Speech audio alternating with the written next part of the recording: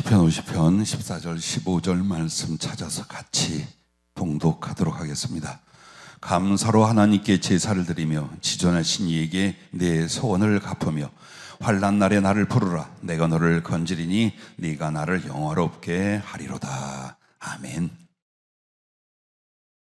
오늘도 여러분이 침착하고 믿겠습니다만은 성령을 의지하여 주님께 우리에게 하시고자 하는 말씀을 부탁을 했습니다. 그때 들은 그대로 하면 이렇게 말씀을 하셨습니다. 보험을 들어라. 보험을 들어라. 그래요. 그리고 말씀하시기를 환난 날을 위해 보험을 들어라. 어쩌면 세상적인 보험이 다 환난이나 재난을 대비하기 위하여 보험을 들지 않습니까? 근데 우리에게 성령으로 말씀하시기를 환난 날을 위해 보험을 들어라 라고 말씀한 것을 보면 아마도 우리가 이번 주 2, 3일 정도 폭우로 말미암아 전국적으로 수십 명의 인명적 피해가 났습니다. 수백 척의 가옥과 그리고 건물들의 피해를 경험했습니다. 수천 헥타르가 넘는 농경지, 그 경작하던 모든 식물들이 다 상하고 못쓰게 됐습니다. 뿐만 아니라 수만 명의 이재민이 났습니다. 어쩌면 2, 3일 집중호우 하루 정도로 말미암아 아무리 작은 나라, 작은 땅이라지만 이렇게 막강한 피해가 일어날 수 있을까? 가슴 아파하며 함께 뉴스를 봤던 시간들인데 이걸 통해서 성령이 오늘 우리에게 우리 성도의 삶 속에도 크고 작은 역경과 고난을 자주 당하는데 그리고 또 말할 수 없는 비참한 환난도 일어날 수 있는데 그럼 그것을 운명으로 받아들이고 그냥 삶의 일부로 여길 것인가 아니면 마치 큰 재난을 예비하기 위하여 보험을 들듯이 무엇인가 하나님의 은혜 안에 장치를 해야 되는가 그것에 관해서 오늘 우리에게 말씀을 주신 것입니다. 우리 인생이라는 것이 어쩔지 몰라요. 하나님의 자녀와 일반 사람들이 겪는 건 비슷합니다. 물론 그 안에서 하나님의 어떤 거룩한 은혜와 섭리가 있습니다만은 그럼 그것은 하나님의 수관인가? 우리가 어찌할 수 있는 것은 없는가? 이런 생각을 하게 하시며 환난 날을 위해 보험을 들어라 했는데 그 보험이 뭐냐? 첫째, 늘 깨어 기도하라 라고 하셨습니다. 늘 깨어 기도하라. 즉 고난의 때나 어려움의 때에 와서 주여 살려주시옵소서 해결하여 주시옵소서 할 것이 아니라 우리가 믿음의 의식이 있고 생명이 있고 시간이 있는 모든 그 속에서 늘 깨어 기도해라 라고 하셨습니다. 그러나 그 기도의 바탕이 뭐냐? 감사랍니다. 그래서 첫째는 하나님을 부르는 소리 감사 이렇게 말씀을 시작을 하셨습니다. 기도를 하되 어떻게 해야 될 것입니까? 시편 50편 14절 말씀처럼 감사로 하나님께 제사를 드리며 라고 말합니다. 그렇습니다. 우리가 하나님의 이름을 부르고 기도하고 예배하고 하나님께 나아간 모든 내용은 감사입니다. 그럴 수 있는 이유도 감사입니다. 그러므로 우리가 항상 하나님을 내가 아버지, 주님 도와주세요 할 때 원망이나 낙심이나 무의미한 소리로 하나님을 부르는 게 아니래요. 감사한 심령과 감사의 언어로 하나님께 나아갈 때 그것이 합당하게 하나님을 모시는 부르는 소리라고 하셨습니다. 그러므로 빌립보서 4장 6절에도 보면 아무것도 염려하지 말고 오직 모든 일에 기도와 간구로 너희 구할 것을 감사함으로 하나님께 하리라. 자, 기도는 얼만큼 있었으며 그 기도가 감사의 바탕과 감사의 사례로서 우리는 얼마나 하나님께 드려져 왔는지 돌아보아야 할 것입니다. 자, 어려움이 있어요. 그리고 어려움도 부딪혀 옵니다. 근데 아무리 어려움을 겪어도 때로는 이해할 수 없는 시련의 때도 우리에게 있습니다. 나도 인생에 2번 이런 말을 했어요. 어떤 큰 어려움을 겪고 바로 이렇게 말했습니다. 하늘을 바라보고 두 손을 들고요. 하나님, 이게 뭡니까? 이것은 약간 원망에 스쳐간 것도 있어요. 근데 도무지 이해할 수 없는 어떤 환난이나 시련이 왔을 때 하나님, 이게 뭡니까? 이게 도대체 뭡니까? 라고 한 적이 있어요. 그때 성령의 음성을 들었어요. 넌 내가 하는 일을 인하여 무조건 감사하고 찬송해라. 설명 안 하셔요. 어리석고 무지하고 당황해하고 있는 나하고 이것은 이것이고 저것은 저것이고 성경 몇 장 몇 이렇게 말씀해. 너는 하나님이 하는 일을 감사하고 찬송해라. 눈물로 찬송했어요. 가슴 맺을 것 같은 염려, 아픔 속에도 하나님께 감사하고 찬송했어요. 얼마 시간 되지 않아 그것을 통하여 합력하여 선을 이루시는 하나님의 역사, 그리고 미미하게 지나가게 만들어버리는 하나님의 보호를 여러 번 경험을 했습니다. 그러므로 여러분과 나는 늘 기도하십시오. 환난의 때에도 혹은 평안의 때에도 감사함으로 하나님께 하나하나 기도하고 주님 앞에 영광을 돌릴 수 있기를 바랍니다. 그래서 여러분이 정말 하나님 앞에 우리가 하나님을 믿고 경외하는 게 뭡니까? 그 섭리 은총을 또한 믿는 것입니다. 그분의 말씀과 인격을 믿는 것입니다. 그러므로 나를 해롭게 하시지 않아, 나를 저버리시지 않아, 나를 외면하시지 않아. 그분은 그리스도 예수로서 나를 위해 죽으시고 지옥을 당하시기까지 나를 사랑하시고 내 구원과 나와의 영원한 만남을 위하여 나를 도우시는 분이십니다. 여기에 대해서 여러분이 믿음을 갖는다면 고난과 시련이 와도 어때요? 하나님께 감사하고 영광을 먼저 돌리는 기도가 될 줄로 믿습니다. 그래서 우리가 평소에도 어려움의 때도 감사를 드리는 것은 성도에 마땅한 하나님을 향한 믿음의 고백이며 하나님과 그리고 우리들의 영의 바른 관계랍니다. 동시에 하나님을 기쁘시게 영접하는 그 영접이 뭐냐? 감사와 찬양의 기도라고 하셨습니다. 그래서 히브리서 13장 15절에 보면 그러므로 우리는 예수로 말미암아 항상 찬송의 제사를 하나님께 드리자.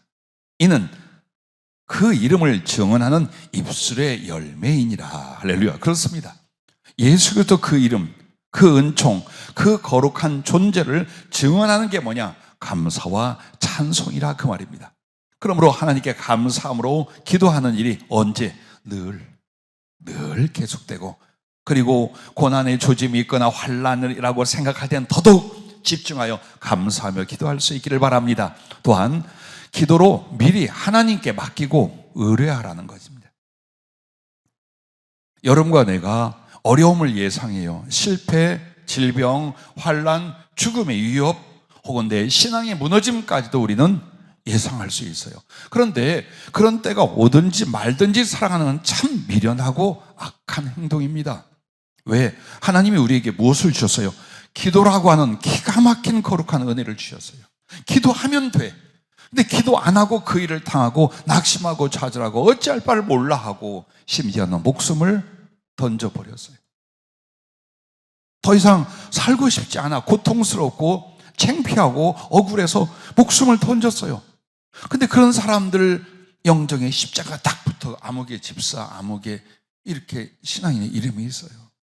한편으로는 오죽하면 얼마나 힘들고 괴로우면 죽을까지만 우리는 죽음을 이길 수 있는, 죽음으로 해결이 되지 않아 죽음을 이길 수 있는 도우심에 하나님이 계시다는 사실, 이걸 놓아버리는 거예요.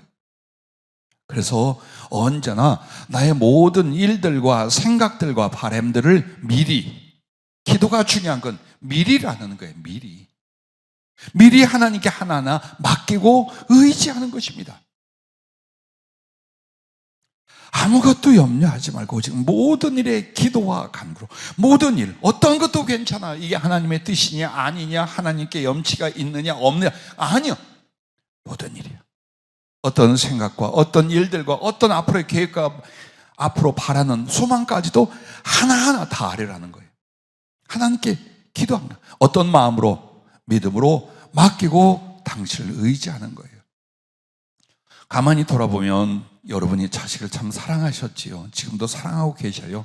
그런데 특히나 우리가 더 긍휼을 가지고 사랑으로 돌볼 때가 언제냐? 내가 아니면 살 수 없는 자식들, 심지어는 여러분이 고양이나 강아지에게도 엄청난 애정과 긍휼을 가져요. 왜?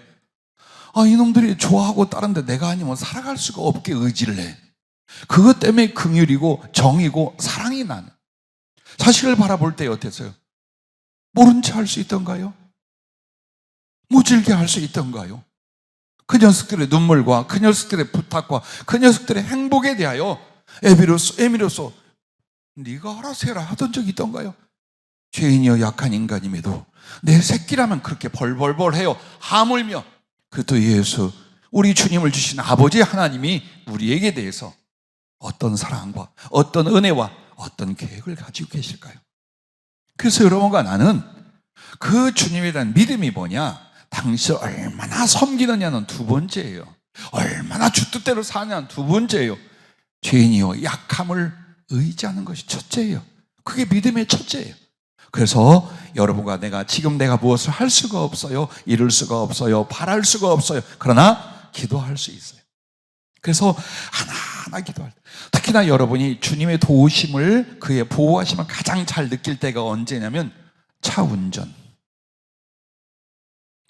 여러분은 시동을 걸고 혹은 시동을 걸기 전 무엇부터 하십니까? 안전벨트를 맨다. 안전벨트보다 더 중요한 건 기도입니다.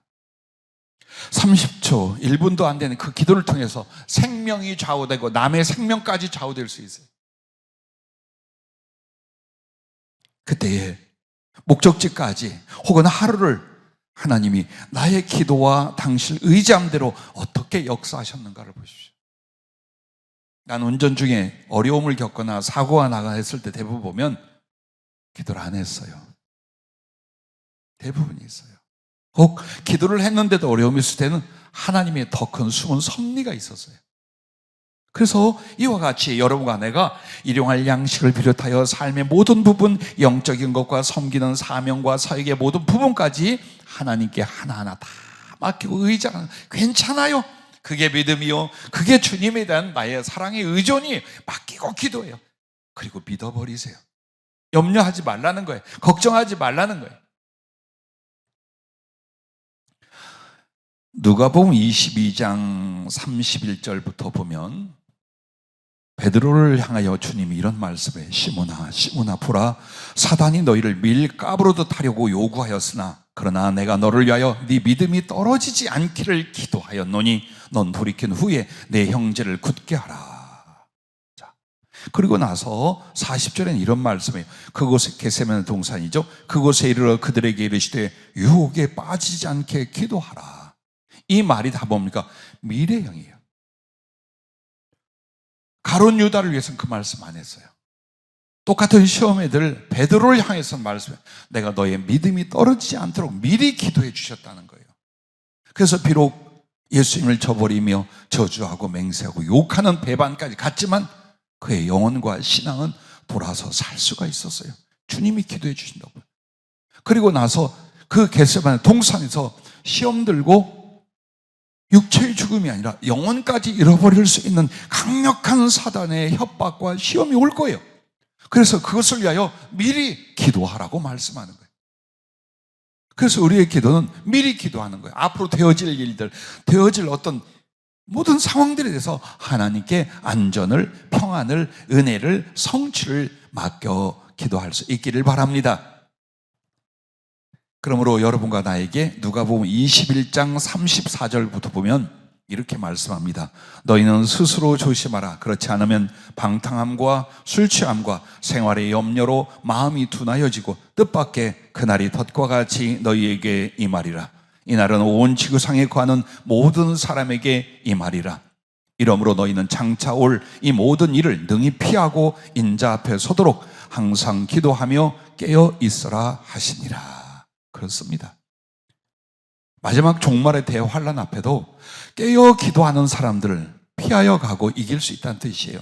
개인적인 시험과 시련, 환란과 위험 등에서 여러분 어떻게 해요? 늘 깨어 기도한다면 능히 그것을 이기거나 건지시는 하나님의 은혜를 입게 될 줄로 믿습니다. 그래서 기도는 하나님과의 언약이며 그 실행이라는 것을 여러분이 기억을 하고 계셔야 돼요. 기도는 하나님 마음에 들면 받으시고 마음에 들지 않으면 거부하시고의 관계가 아니에요. 기도를 하는 것은 하나님이 먼저 우리의 기도를 주셨어요. 즉 하나님의 언약으로 너희가 기도할 때 내가 응답하리라 라는 것은 하나님의 우리를 향한 언약이셔요. 우리에게도 우리가 예수 그리스도의 십자가와 그 구속과 그 부활을 마음으로 믿어 의에 이르고 입으로 시인하여 구원에 이르는, 즉 내가 하나님을 마음으로 믿는 바를 입으로 시인하는 게 뭡니까? 먼저 기도예요. 하나님께 기도해요. 그러므로 기도가 없다는 것은 하나님과의 믿음의 언약에 대한 행위 혹은 중심이 없다는 뜻이에요. 그래서 기도는 하나님이 우리에게 주신 약속이요, 우리가 하나님을 향하여 한 언약이라 그 말이에요. 그리고 그 응답 또한 어때요? 하나님의 약속 언약 안에 들어가 있어요. 그래서 우리가 항상 담대하게 하나님께 기도하되 진실한 기도, 그리고 나아가서 여러분과 나는 어떻습니까? 하나님께 진실해야 돼요. 허물도 있고 약점도 있을 수 있어요. 그러나 내가 하나님께 마음으로 기도했고 입술로 기도했고 서원으로 기도했던 모든 약속들에 대해 여러분은 어때요? 지켜야 돼요. 지켜야 돼요. 뱀처럼 좌로 우로 꾸불꾸불거리며 빠져나가면 안 돼요. 대신 하나님도 기도라는 시스템을 우리에게 언약으로 주신 것을 실행하신다 그 말이에요. 응답으로 실천해 주신다 그 말이에요. 그래서 내가 하나님 앞에 마음 먹은 것과 기도한 것과 소원한 것을 어때요? 지존하신 이에게 네 소원을 갚으며 라고 본문이 말하는 것처럼 그렇게 할 때 기도는 더욱 담대해지기 시작합니다. 하나님께 담대해지. 이 담대함이 믿음이에요. 그리고 그 믿음이 바로 하나님의 역사를 끌어내게 되어 있어요. 그래서 나도 하나님의 말씀을 지키고 내가 하나님께 드린 약속을 지켜가며 그가 내게 주신 언약이신 기도로 말미암아 나를 맡기고 당신을 의존해 가야 할 줄로 믿습니다. 그러므로 보세요. 여러분과 나에게 기도를 주시며 하나님의 언약이며 우리에게 있으면 믿음의 행함이 기도예요. 또한 나의 소원이 기도예요. 그래서 우리 하나님이 반드시 기도를 들으시고 우리에게 우리가 하나님께 드리던 기도를 이룰 수 있게 만들어 주신다는 겁니다. 그러므로 여러분과 내가 기억해야 될 것, 항상 잊지 말아야 될 것이 마태복음 7장 7절부터 11절 구하라 그러면 주실 것이요, 찾으라 그리하면 찾아질 것이요, 문을 두드리라 그리하면 너희에게 열릴 것이요. 언약이에요. 약속이에요. 그래서 여러분과 나는 세상에서 아무것도 할 수 없어. 아무것도 가진 게 없어. 그러나 할 수 있는 게 있고 가진 게 있어요. 가진 건 나사렛 예수의 이름이에요. 할 수 있는 건 기도예요. 왜 기도를 무시합니까? 왜 기도에 대해서 믿지를 않습니까? 기도하면 하나님이 응답하고 역사하시고 건지신 줄로 믿으시길 바랍니다. 그러므로 가끔 여러분이 시편 107편, 저희 스승 중에 목회를 하시면서 교수 사역을 했던 교수님이 계셔요. 근데 그 교수님은 항상 시편을 하루에 5장을 묵상을 한다 그러셔요. 여기저기 성경 있지만 꼭 읽는데요. 왜? 거기서 어떻게 하나님을 바라고 기도해야 되는가, 그리고 그 기도에 대해서 하나님이 무엇을 응답하시고 만나심에 대하여 그렇게 은혜를 받는다 하신 기억이 나요. 그래서 시편을 기도하는 사람들은 특별히 시편이 교과서가 돼야 돼요. 그 중에 시편 107편은 여러분이 늘 잊지 말아야 돼요. 거기는 우리가 하나님의 부르심 가운데 이스라엘 백성들의 광야에서 그렇게 메마르고 궁핍하고 건조한 가운데 그 고통 속에 하나님께 부르짖었더니 하나님이 응답해 주시고 그들을 좋은 것으로 만족하게 하셨다. 혹 사람이 정말 사망의 문턱에 앉고 고난 속에 들어가 있는 건 하나님의 말씀을 따르지 않고 그 말씀을 거역했기 때문이다. 혹은 어리석고 미련하여 악을 범하고 죄를 범합니다. 그러나 이 모든 일로 온 고통에 대해서 딱 한 가지 말해요. 여호와께 부르짖었더니 시편 107편 안에는 여호와께 부르짖었더니, 그 고난과 환난의 때에 여호와께 부르짖었더니 말씀이 4번이나 나와요. 오늘 우리가 해야 할 것과 할 수 있는 게 뭐냐? 환난 앞에 환난을 당할 때 할 수 있는 게 여호와께 부르짖었더니예요. 그리고 정말 문자 그대로 좀 부르짖어 봐요. 여러분 목청 목소리를 가지고 여러분에게 뭐라고 하는 게 아니에요. 난 여러분을 잘 모르다가 우리 전사의 목사님들 이 강단에 세웠을 때에 다 모니터링 합니다. 조금 아쉬운 게 있어요. 목소리가 약해. 그럼 그 목소리는 어디서 만들어지냐? 타고난 게 아니에요. 통성기도로 만드는 거예요. 통성기도로. 강하고 표현할 수 있는, 흔들리지 않는 목소리, 안정된 목소리로 돼 힘을, 감정을, 어떤 메시지를 표현할 수 있는 것은 여러분이 어디서 훈련하냐? 소리질러 기도하고 찬양할 때 만들어내는 거예요. 그래서 저는 그렇지, 여러분의 영성을 알기 때문에 그런 말 안 하죠. 만약 여러분이 다른데 집회를 가거나 예배를 한다, 이렇게 말합니다. 저 목사님들 기도 안 하는구만. 목소리만 듣고 그래요. 기도 안 하는데 목소리가 까랑까랑하고 깨니깨니하고 않는구만, 이래요. 정말 부르짖으라면 부르짖으세요. 어떻게? 목이 쉬고 피가 넘어오도록 그렇게 하라고 했잖아요. 웅얼거리지 말고, 속으로 하다가 졸지 말고, 부르짖으라는 건요, 밖으로 울부짖어 소리를 내라는 거예요. 왜? 거기에 감정과 의지가 따라와요. 소리를 죽여보세요. 감정이 일어나지 않아요. 의지의 변화도 안 일어나요. 그래서 주님이 여러분에게 묵상을 말할 때가 있어요. 그리고 기도로서 교제하며 즐길 때가 있어요. 그땐 자유예요. 그런데 절실할 때가 있어요. 간구할 때가 있어요. 애통할 때가 있어요. 그때도 목소리를 절제한다는, 감정과 마음을 절제한다는 뜻이에요. 그 정말 부르짖으라. 그 부르짖음을 통해 주님 우리를 뭘 봅니까? 얼마나 고단한지, 얼마나 애통한지, 얼마나 사모하는지, 얼마나 지금 힘들어하는지, 그걸 가늠해 보신단 말이에요. 그래서 여러분이 기도할 때 힘들어, 목 아껴야지. 여기서 여러분이 20년을 기도한 분들이에요. 네? 그러면 사실은 목이 걸쭉해 있는 게 기본이에요. 부디 정말 마음을 다하고 감정을 다하고 힘을 다해서 부르짖어 기도해 보세요. 하나님은 평강으로, 형통으로, 이김으로 우리를 이끌어 주실 줄로 믿습니다. 자, 두 번째, 환난 날을 위해 보험을 들어라. 무엇이 보험일까요? 하나님을 경외하여 선을 행하라 라는 것입니다.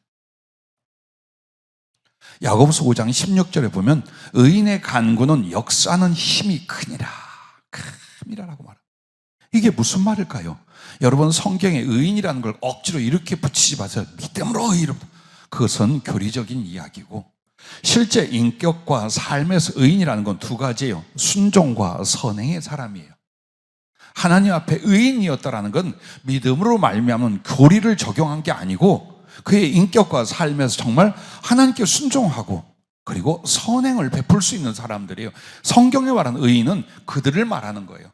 교리적으로 말할 때 믿음으로 의라는 걸 말하고 그 믿음의 의에는 순종과 선행이 따른다는 걸 역설하고 있지요. 그런데 야고보서에 말한 것은 의인의 간구는, 그의 기도는 역사, 누가? 하나님이 일하심, 하나님의 응답하심이 크게 왕성하게 일어나더라, 그 말입니다. 왜? 기도를 기뻐하는데 이 사람이 누구냐? 하나님 마음에 쏙 드는 의인이에요. 하나님 말씀을 정말 순종하면서 언제나 긍휼과 자비와 사랑을 넉넉히 주님 때문에 베풀 줄 아는 사람이에요. 그렇다면 그의 기도에서 백발백중, 아니 더 구해라, 더 구해라. 네가 구하지 아니한 것도 우리의 구하는 것과 생각보다 더 능히 더하실 이에게 이 말씀들이 적용이 되는 것입니다. 그래서 우리 주님이 가장 기뻐하는 사람이 바로 순종과 선행의 사람이에요. 하나님의 목적이셔요. 하나님의 영광이셔요. 우리를 구원하고 만들려는 방향이셔요. 그러니까 순종과 선행을 하는 사람이 어떤 일로 인하여 기도할 때, 누군가를 위해서 중보 기도할 때마다 하나님 어때요? 무엇을 구하든지 다 이루어 주신다는 요한일서 3장 21절 23절에 말합니다. 무엇을 구하든지 다 이루어 주신다. 왜? 그가 하나님의 기뻐하는 일을 했어요. 그 기뻐하는 일은 하나님의 계명을 지켰어요. 그 계명은 바로 내가 너희를 사랑한 것처럼 너희도 서로 사랑하라. 이렇게 사랑을 베풀고 실천하는 사람의 기도에 대해서는 무엇을 구하든지 응답하신다라고 했습니다. 아브라함이 하나님께 많은 기도를 드렸습니다. 그러나 정말 어려운 기도 한 가지를 합니다. 그런데 하나님의 거룩한 속셈이 계셨어요. 아브라함에게 나타났던 것은 아브라함의 조카 롯이 있는 지역에 가서 그 지역을 싹 불바다로 내리쳐 심판하는 거예요. 그런데 그 소돔 지역, 고모라 지역에 가 있는 조카 롯에게 어떤 긍휼과 사랑을 갖고 있습니까? 자기 친자식보다 더 애틋한 정과 사랑을 갖고 키웠고 함께 왔어요. 그래서 여호와께 매달립니다. 저기 혹시 하나님이 심판할 자도 그 지역에 혹시 의인 50이 있으면, 그렇게 점점 줄여서 의인 10인까지 내려옵니다. 그렇게 간구하고 부탁하는 건 롯에 대해서 내 조카 롯이 의로우니 하나님 살려주시옵소서, 차마 양심상 그렇게 말은 못했어요. 그러나 하나님 아시지요. 우리 조카를 살려주십시오. 그 기도가 그렇게 긴 장문으로 하나님과 주고받아 응답을 합니다. 그리고 하나님은 아브라함을 들으셔서 그 조카 가족을 소돔에서 건져주시고자 했습니다. 그렇게 기도에 대하여 하나님이 기꺼이 응답하신 이유는 아브라함의 믿음, 아브라함의 섬김, 아브라함의 사랑, 아브라함의 순종, 이걸 보셨기 때문인 것입니다. 뿐만 아니라 다니엘이 이스라엘 백성들의 회복과 구원을 위해서 기도를 합니다. 그래가지고 에레미야를 통하여 70년 동안 바벨론에서 포수 생활을 해야 된다는 것도 합니다. 그런데 정말 하나님께 간청하는 기도대로 이스라엘을 구원하고 회복하여 돌려보내십니다. 그 배후에 다니엘이 어떻게 기도했는가를 다니엘서는 보여주고 계십니다. 여러분과 내가 잘 아는 엘리야와 엘리사가 자기를 돕던 여인들의 자식들이 죽었을 때 어떻게 죽은 영혼, 하나님 불러간 영혼을 돌려달라고 기도할 수 있고, 또 하나님은 왜 그것을 기꺼이 응답하십니까? 표적 때문입니까? 아니요, 그 종들 때문입니다. 왜? 그들은 의인이었어요. 그래서 야고보서에 의인의 간구는 역사하는 힘이 큽니다. 여기에 예를 누구를 들었어요? 엘리야의 기도를 들었어요. 엘리야의 기도를. 그래서 여러분과 나에게 우리의 기도가 무미건조하다, 우리의 기도 속에 강력한 역사가 없다라고 할 때는 기도 자체를 보면서 나를 한번 돌아보세요. 내가 하나님 앞에 어떤 선행의 사람인가, 사랑의 사람인가, 베푸는 사람인가, 영혼을 구원하는 사람인가, 봉사의 사람인가, 주는 사람인가, 그걸 보세요. 제일 여러분 어려운 게 뭐냐? 꼭 쥐고 있는 사람들이요. 내 가족, 내 인생, 내 물질, 내 자존심, 내 행복, 내 삶. 이 사람들은 손을 펴야 손이 얹어주지. 근데 이걸 지키고자 안 줘. 절대로 베풀질 않고 나누질 않아요. 그래서 하나님의 응답 기도의 역사가 그 사람에게 일어날 수가 없어요. 그래서 우리가 기도할 때마다 돌아봐야 될 게 뭡니까? 순종 부분과 내가 정말 하나님의 사랑과 자비와 긍휼에 대해서 어떤 실천과 인격, 비전을 가지고 있는가, 자기를 돌아보세요. 그냥 하나님 내게 물질 주고 권세 주고 내가 그러지 말고, 제발 이제 그거 말고 그 꿈은 갖고 계세요. 그리고 지금 해야 될 건 작은 일에 사랑과 선행에 충성을 하는 거예요. 그러면서 기도하는 거예요. 하나님이 이를 매우 기뻐하시기 때문입니다. 자, 또한 우리가 하나 알아야 될 건 선행은 하나님을 경외하는 경건이다라는 것입니다. 자, 오늘 여러분에게 자주 듣지만 생각을 잘 안 해본 단어들이 있어요. 경외하다, 하나님을 경외하다, 혹은 경건이다라는, 경외와 경건을 1차 원어의 뜻과 그리고 한글의 뜻의 의역의 개념을 하면 이겁니다. 경외라는 것은 하나님을 공경하여 두려워하다라는 거예요. 경건이라는 것은 하나님을 공경하여 자기를 삼가하다라는 뜻이에요. 그러면 이것이 뭐냐면, 경외하다는 건 중심, 심령 상태를 말하는 거예요. 그럼 경건이란 뭡니까? 행위를 가리키는 거예요. 그 내용에 포함된 건 거의 같아요. 정말 내가 하나님을 공경해, 하나님을 두려워해. 하나님을 사랑해. 그래서 그 뜻대로 살고자 해. 그러므로 세상을 이기고, 그리고 긍휼과 자비를 베풀고 하나님께 올바로 예배하고. 이래서 경외함이 중심이라면 경건이란 뭘까요? 정말 하나님을 사랑하고 섬긴 나의 삶이에요. 행위란 말이에요. 그런데 여러분과 나에게 있어서 이 경건의 중심이 뭐냐? 선행이에요. 우리는 경건을 항상 예배나 기도나 혹은 자기를 삶과 하나님께 복종하는 데 두려고 해요. 근데 그거보다 수준이 더 높은 게 있어요. 복종의 수준이 죄를 복종하여 하나님께 순종하는 것보다 더 높은 것. 형식적인 주의를 지키고 예배를 지키는 것보다 더 높은 수준. 그게 뭐냐? 하나님을 섬기고 복종하게 하여 다른 사람들에게 사랑과 긍휼과 자비를, 복음을 베푸는 일이에요. 그래서 경건의 중심 부분에 뭐가 있느냐? 사랑, 선행이 있다라는 거예요. 근데 이것을 잘 안 해요. 왜? 희생이 따르거든. 나를 삼가 조심한데 희생이 따르지 않아요. 유익이 있을 거예요. 내가 하나님께 예배하고 기도하는 것에도 희생은 따르지 않아. 근데 희생은 꼭 어디에 있느냐? 복음을 전하거나 다른 사람들에게 사랑과 자비와 긍휼을 나눠주고 베풀 때 희생이 따르고, 요걸 나누려고 그래요. 그래서 하나님이 복음의 핵심, 하나님의 구원과 은혜의 핵심을 뭘로 말했어요? 하나님이 우리를 사랑하신 것처럼 우리가 서로 사랑하는 데 두신 이유가 바로 이것 때문입니다. 그리고 장차 선한 일을 위하여 하나님 나를 써주시옵소서 할 땐 지금 선한 일을 하는 거예요. 잘 보세요. 여러분 제일 두려운 게 뭔 줄 아셔요? 여러분의 통장 계좌에 얼마가 남았는가를 확인할 때일 거예요.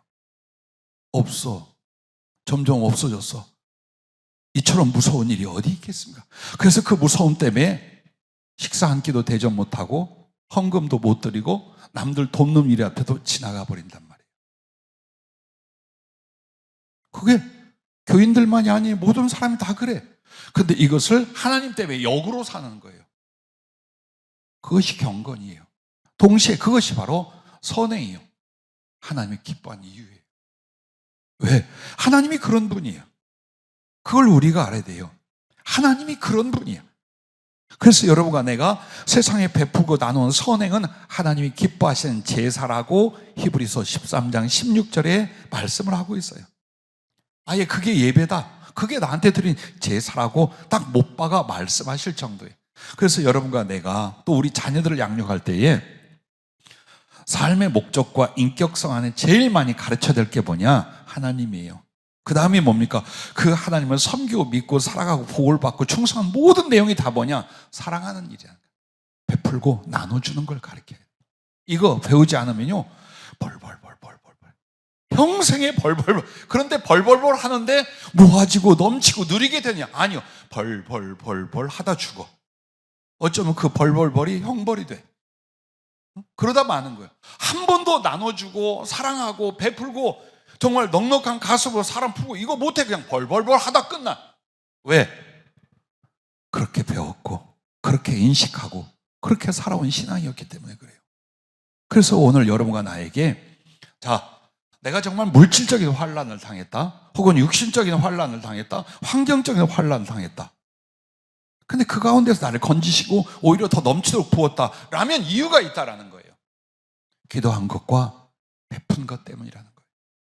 근데 남들은 환난을 당하지 않아. 나만 환난을 당해. 남들은 넘어갈 일에 나는 고통을 받아. 왜? 기도 부분과 베푼 부분을 보라는 거예요. 이걸 보라는 거예요.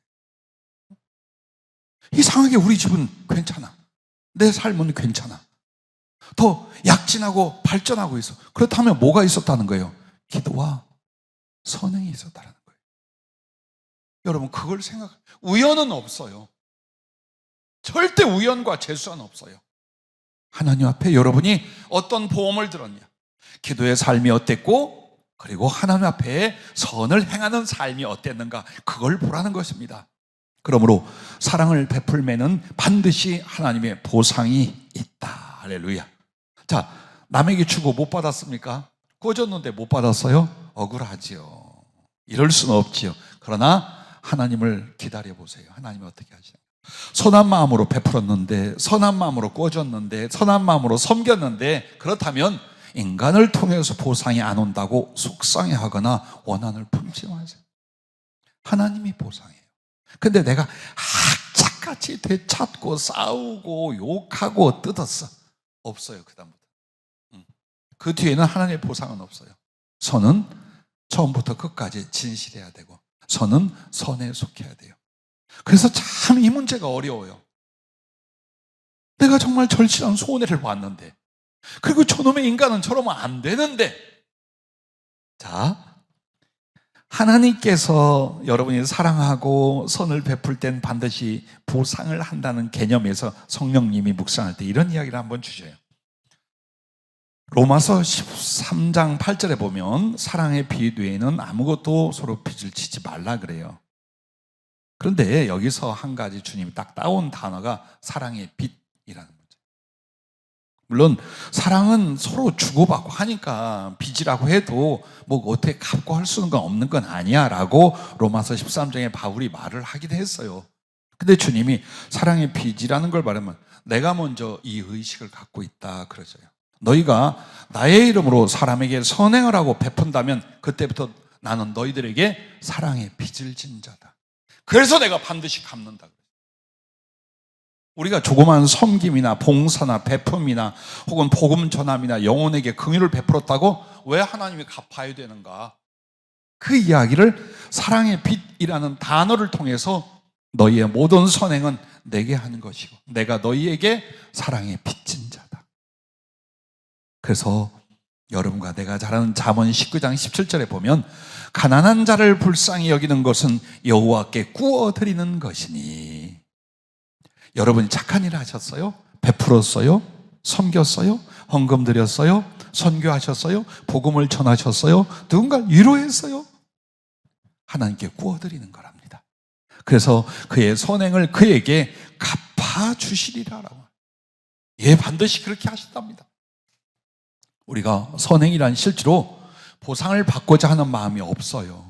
우러난 가슴, 내 안에 있는 긍휼, 내 안에 있는 사랑이 나를 그렇게 움직이게 만들어요. 이번에도 빗물 속에 죽어가는 사람 살린 사람들 보세요. 아무도 칭찬을 받거나 의인의 이름을 듣거나 나라에서 보상을 받으려 그렇게 한 게 아니에요.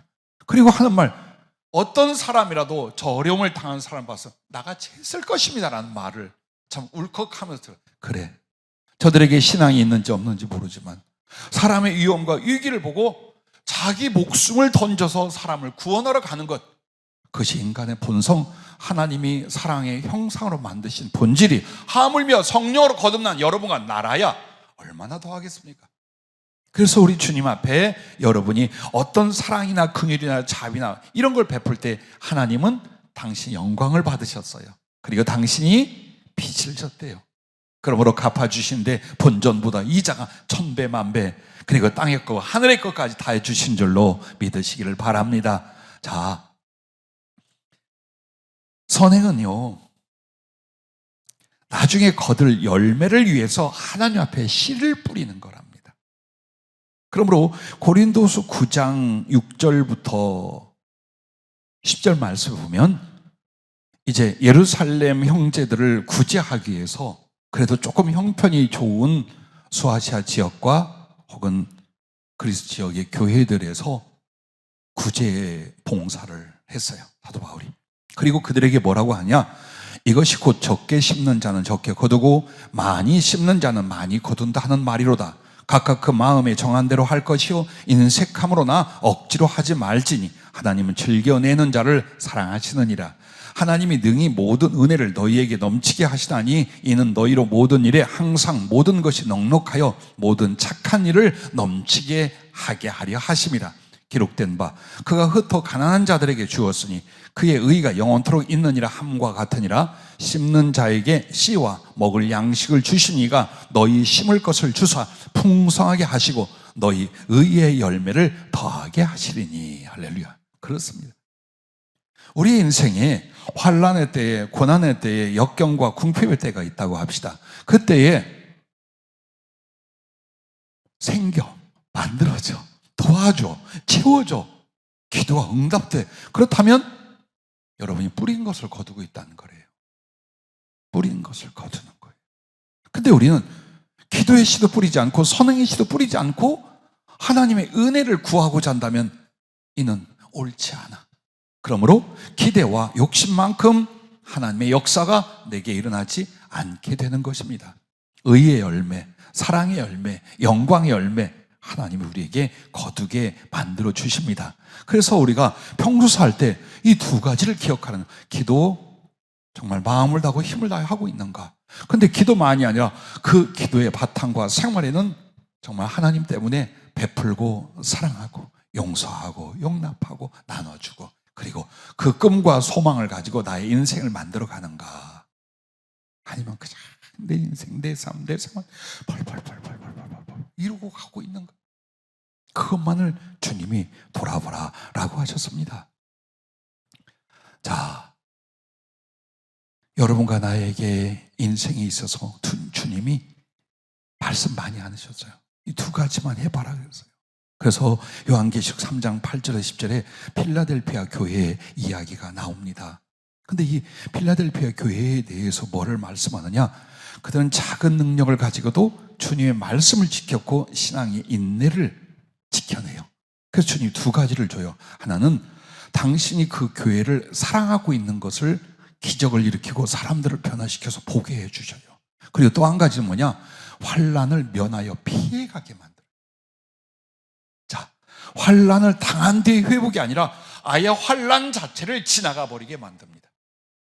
이게 오늘 우리 성도들에게 주는 약속이에요. 정말 우리가 하나님 말씀대로 기도하고 하나님 말씀대로 순종하고 하나님 말씀대로 사랑한다면 하나님이 우리를 기뻐하고 사랑하는 것이 기도응답으로, 비전의 성취로, 하나님의 보호로 나타난다는 거예요. 동시에 베풀고 나눠주고 하나님 앞에 그런 말씀의 순종을 이룬 사람들에 대해서 어때요? 하나님 보상으로 채워줘요.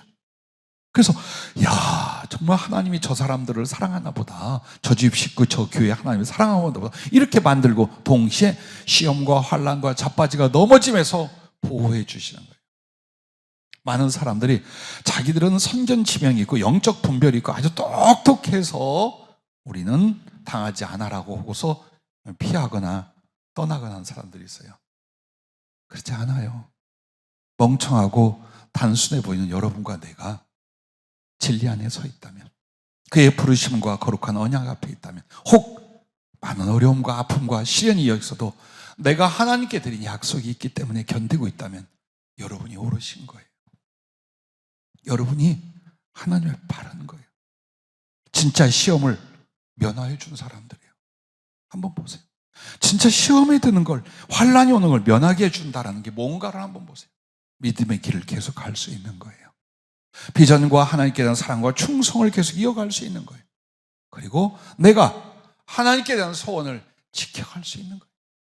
그것을 필라델피아 교회를 통해 말씀을 해주고 있습니다. 자, 결론입니다. 환난에 대해 함께 하시는 하나님, 이렇게 기도와 그리고 하나님을 경외하여 선을 행하고 살아온 사람들과 환난 때에 하나님 어떻게 하시더라? 함께 하시더라. 그런데 그 함께 하시는 게 이와 같답니다. 성도의 환난은 회개와 성장을 이루는 때이니라 라고 하셨어요. 시련이나 연단이나 고통과 괴로움 등등 우리가 원치 않는 환난의 종류들이 우리에게 왔다. 너 좀 당해봐 임마. 너 좀 고생해. 넌 고생해도 싸. 이게 하나님의 마음과 의도가 아니시라는 거예요. 잘했든 잘못했든 환난이 왔을 때에 하나님은 우리 안에 뭘 바라시는 거예요? 어떻게 섭리하고 인도하시는 거예요? 회개할 것이라면 회개를 하고, 그러므로 말미암아 성장하게 만들어 주시는 거예요. 욥기 42편은 욥기가 다 끝나갈 때잖아요.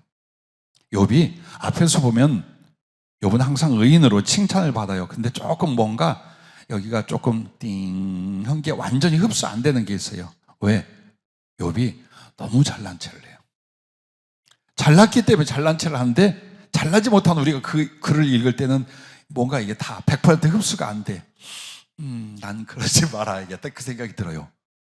솔직히 네가 죄 없이 이 환난과 고난을 당하냐고. 아니, 위로하러 온 친구들이 요 따위예요. 전부 다 너 굴복해, 너 인정해. 어디 가서 여러분 그렇게 하지 말아요. 누가 고난을 겪고 어려움을 겪는데 같은 성도끼리 혹은 이웃에게 가가지고 처음엔 막 이렇게 불쌍히 여기고 마음을 같이 하는 척하면서 근데 잘 생각해봐. 너 하나님께 죄 지은 거 없냐? 응? 너 내가 보기엔 옛날부터 살았는데 너 그 따위로 살았어. 이제부터 좀 변화돼야지. 그건 성령이 하시게 냅두고 성경이 말씀하게 냅두어요. 여러분은 기뻐하는 자와 함께 기뻐하고 우는 자와 함께 울어주면 돼요. 근데 욥의 친구들이 그러고 있어요. 그러면 또 겸손하게 그랬나 봐. 얼마나 멋있어요. 입을 다 다물게 했을 거 아니에요. 아니야 이것들아 알지도 못하면서 내가 말이야 어떻게 산 줄 알아. 이렇게 살았고 이런 마음이었고. 맞아요. 틀린 말은 아니에요. 그러나 욥은 그보다 더 겸손한 성숙을 못 이루어요. 있는 그대로 다 대변을 하고 변명을 하는 그 과정에서 그는 더 성숙한 인격과 신앙은 이룰 수 없어요. 주님이 그에게 허락하시고 단지 사단이 시비 걸고 제안을 하니까 한번 시험해봐라. 어떻게 보면 욥기는 그렇게 볼 수 있어요? 아니에요. 이 욥이 머리 꼭대기까지 찼어. 의가 믿음이 여기 찼어요. 더 올라가야 돼. 근데 이 더 올라가는 게 뭐냐? 겸손이요. 하나님을 직접 배우는 거예요. 이 성장을 이루시려는 거예요. 그걸 위하여 환난을 허락해 주십니다. 오늘 욥과 종류는 다르겠지만 여러분과 내가 환난을 당할 때에 우리는 이 일이 나의 죄로 인하여 왔다라는 것이 아니에요. 이 가운데서 내가 어떻게 하나님께 변화될까를 생각해요. 저 인간 때문이고 이 환경과 처지 때문에 절대로 그러지 마세요. 제일 보기 싫은 게 뭐냐? 변명하는 거예요. 막 원망하고 변명해야 되는 거예요. 자기 가족끼리도 그래요. 네 때문이다. 네가 잘못했다. 나는 말이야 억울한 하지 마라. 세상에 제일 쪼잔한 게 그거예요. 그냥 받아들이면 처음엔 욱하지요. 속상할 거. 그러나 그 받아들일 때 뭐가 있어요? 나는 나의 부족한 부분을 변화시키리라. 그래서 나는 주님을 향한 성장을 이루리라. 왜? 그게 주님의 뜻이니까. 그게 주님의 뜻이에요. 내가 사람에게 조금 옳게 보이고 잘나 보이고 억울하지 않고 자신없이 그게 나를 성장하지 못하게 만드는 거예요. 내 영혼이 내 신앙이 자라지 않게 만든 이유가 그걸 붙잡고 늘 따져. 봉사하면 될 줄 알고 예배 많이 참석하면 될 줄 알잖아요. 아니요. 삶 속에서 내가 내 잘못을 하나님과 내 양심과 혹은 존재들 앞에서 시인하고 그걸 고칠 줄 아는 그 회개, 그 고침이 뭡니까? 나의 말할 수 없는 성장을 이루게 만드는 거예요. 그렇게 말한 예수님을 닮아가는 영혼의 성숙. 이게 우리의 인생의 목적이다. 그걸 이루게 하시는 거예요. 그러므로 평범할 때, 잘 나갈 때, 평안할 때는 잘 생각 못 합니다. 그러나 환난의 때는 어디로 가라? 하나님께 엎드리고 그 말씀 앞에 갔더니 나의 잘못과 허물과 변화되어야 될 부분들을 깨닫기 시작하고 그 부분을 애쓰고 노력하니 어떻게 됩니까? 성장을 이루게 되더라.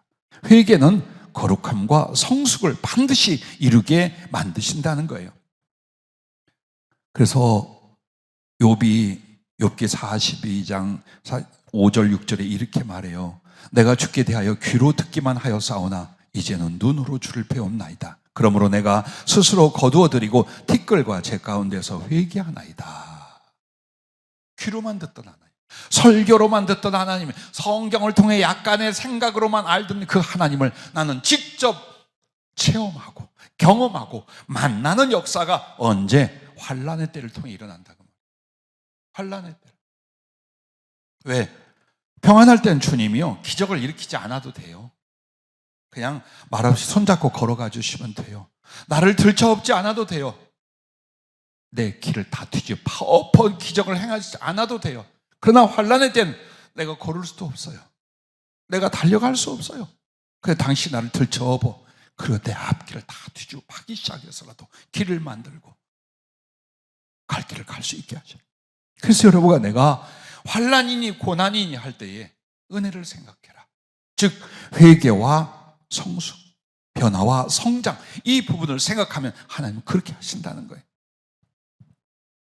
요셉도 몇 줄 안 되지만 17세에 등장할 때, 창세기 등장할 때 보면 좀 교만하고 잘난 체하고 형들의 시기와 미움을 받는 이유가 딱 등장을 해요. 어리기도 했겠지만 아직은 변화와 성숙을 이루지 못했어요. 그러나 13년 동안 가서 종살이, 감옥살이의 고난과 환난을 겪어요.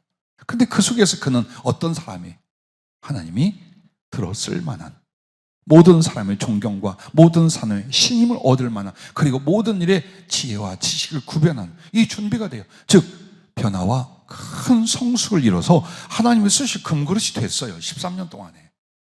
그런다 여러분과 내가 어려움의 때다, 고난의 때다, 궁핍이 있다라고 할 때에 자, 이걸 어떻게 헤쳐나가야 되나, 이걸 제발 언제 벗어나나, 그것은 우둔하는 거예요. 어떻게 회개와 성숙을 이룰 것인가, 정말 하나님은 그렇게 하시기 때문이에요.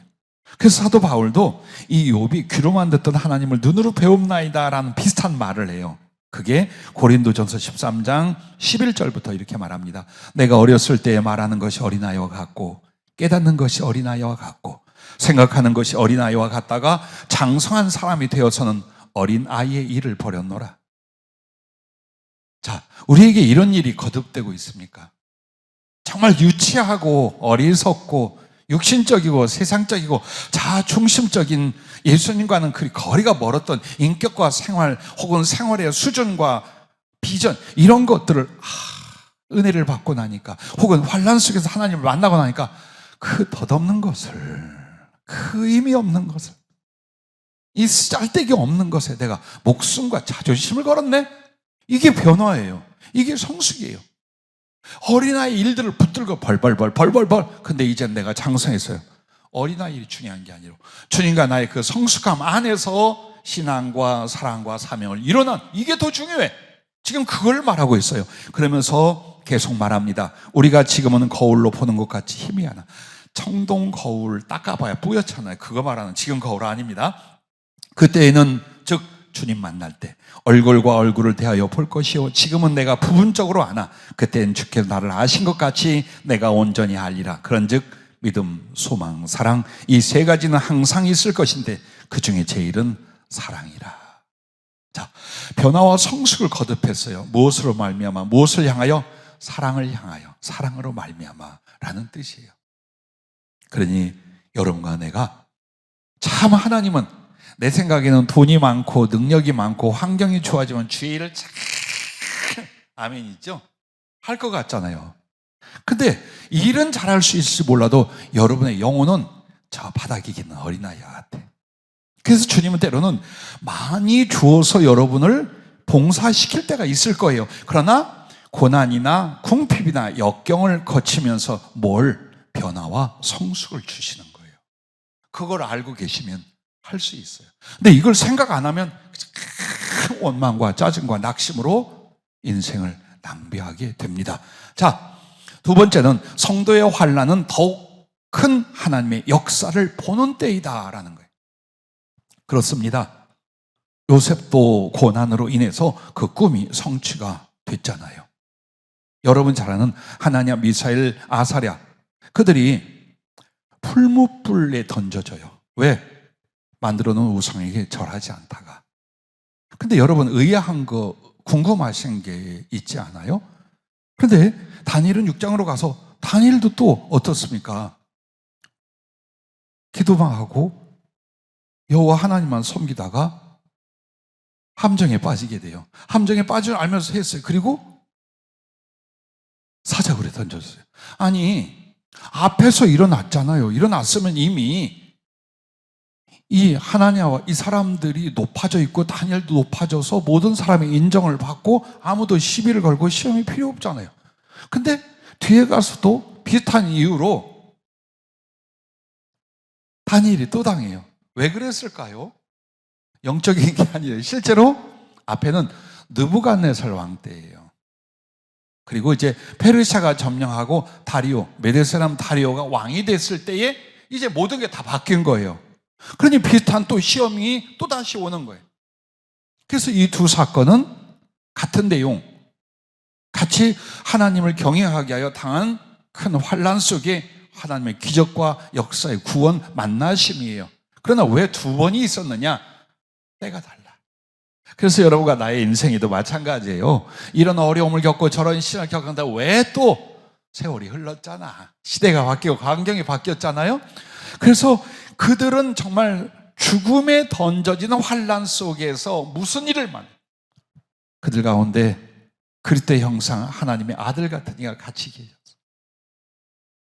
그리고 그 하나님을 만나며 그 기적 가운데 진짜 기적은 그들을 죽음에서 건져주신 정도가 아니라 그러므로 왕들이 뒤집어지고 제국이 변화돼 버리는 거예요. 우리의 한 번의 환난을 겪고 이게 하심으로 제국이 바뀌어. 어떻게? 하나님을 두려워하는 왕과 그 모든 규칙과 삶의 방식으로 바뀌게 만들어 버렸어요. 그래서 여러분과 나에게 환난이나 고난을 두려워할 것이 아니라 그 환난과 고난에서 우리는 내가 평소 기도하고 작은 섬김으로 살았더니 더 큰 하나님의 역사를 보게 만들더라.